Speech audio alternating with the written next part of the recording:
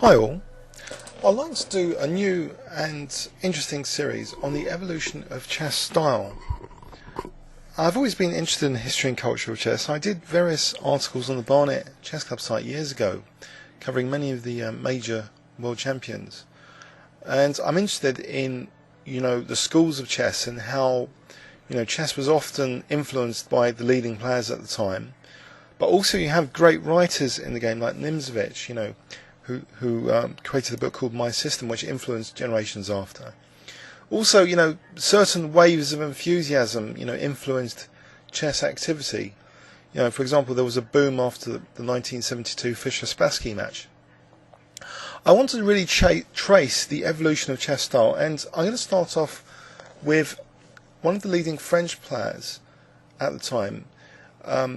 In 1747 he was like 21 years old, so I think he was 23 years old, playing an unknown player. His name is Francois-André Philidor, and he coined the term the pawns are the soul of chess, which has huge implications, because he basically gave great importance to pawn structure and pawn inertia, and how connected pass pawns can grow in strength. And I found a very early game in ChessGames.com where he was playing someone, we don't really know the name of his opponent. If you happen to know, please let me know. He was white. So he kicked off with e4. So this game was played around 1749, apparently. So now he played bishop c4. So we have this move kind of inviting black to go into the Gauquet piano. So he's actually developing a bishop before a knight. They didn't really have, the generalizations that you should move the knights first. So this was a common move at the time, I think. And now c3. So he's quickly aiming to establish a pawn center with this move. So after knight f6, he plays d4. The take takes. The bishop went back to b6.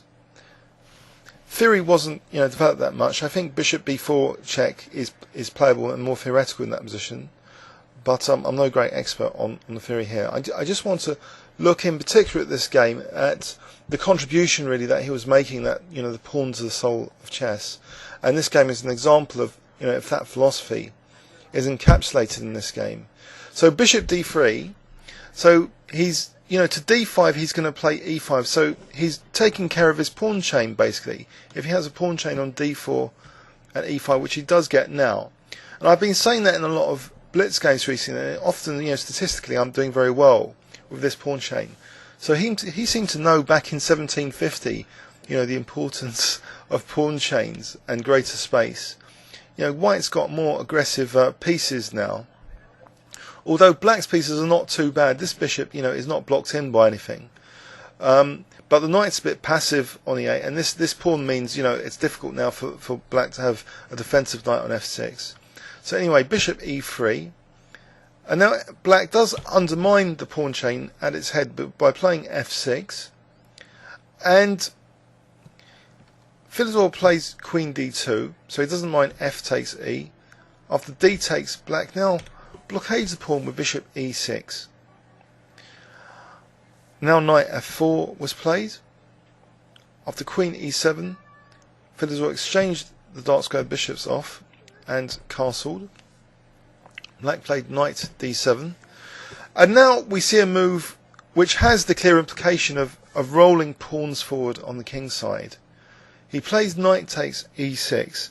And this means that this pawn can now go to f4 later. So after queen takes f4. So now if white is able to support the e5 pawn, then f5 is going to be made possible soon. After knight c7 we see that support given to the e5 point. So g6 stops f5 for the moment. So white plays a cautionary move, h3. So it prevents any queen g4, which might be annoying, but also maybe potentially in the future supports g4 and f5. d4 is played, slightly controversial because it's giving white a nice place for e4 for the knight. h6 to stop knight g5 is creating more weaknesses on the king's side. And actually in that position the a pawn was on, but I think it's far too dangerous to have taken it. Let's have a quick look. Rook takes, I think, according to Ribka, f5 is quite crushing here. Let's see. So say g takes, knight f6 now. Knight takes, e takes, queen takes. There's bishop c4. So that pawn is a bit of a poison pawn if it's going to lead to such a fork, for example. So anyway, black avoided that and just played h6. And here, b3 was played. So the pawn is now officially protected by the queen. b5 was played. And now we see what I mentioned earlier, g4. So we see that the pawns are being used as a battering ram on the king side, and to expand potentially now with f5. He hasn't got too many weaknesses around his king, and black's not really in a position with these pieces to exploit this vacuum here. So black plays knight d5 though, which is, you know, the most aggressive, you know, place for that knight. After knight g3, the knight plunges in to Philidor's territory. So the first really aggressive move by black. And now a logical, you know, exchange that I wouldn't hesitate in a blitz game considering at least is played. Rook takes e3. So the exchange is sacrificed, but look, once the queen is on e3, then f5 is more supported if this pawn is more supported. If black ever releases control of e5, f5 is going to create those connected passed pawns that we're talking about. So queen takes e3 is even sacrificing the a2 pawn. So it's purely an exchange sack at the moment. So he needs to get f5 going, so he supports e5 more with rook e1. Here, let's quickly look. Is queen takes b3 on? Possibly, but these pawns are going to gain inertia. And it's interesting, I don't agree with Ribka's evaluation. It doesn't understand, you know, Philidor's thing back in 1750. Its evaluation is slowly dropping to say it's not that bad for white. It was like 0.40, now it's 0.26. So even the tools today, they don't understand the potential of these pawns, that they can get stronger and stronger. At depth 15 it's now 0.23 to black, minus 0.23.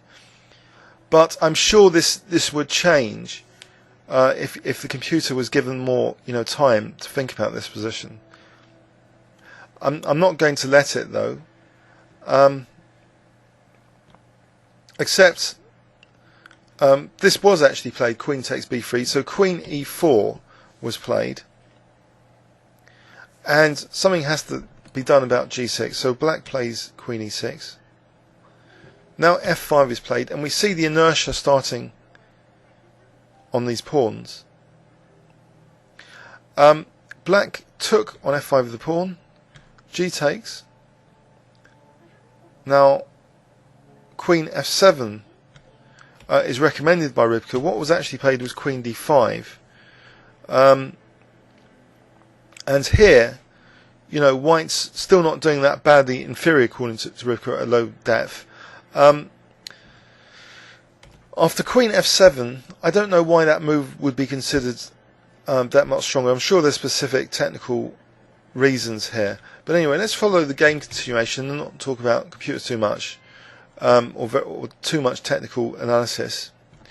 But if you have any technical questions, you know, please leave them on YouTube about specific, you know, resources, variations. So here in this position, bishop takes b5, and the bishop is potentially going to be guiding this pawn to its destination square. Knight b6. Now the pawns really are becoming stronger. f6.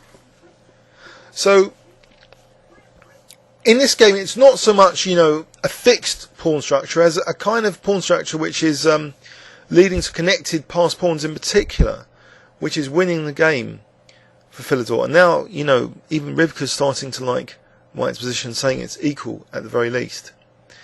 Black played rook b2, and white did something about the bishop. He played bishop d3. Black now played king f7, which is treated actually as a blunder by Ribka, which thinks like rook b3 is stronger. But it is starting to get dangerous for black.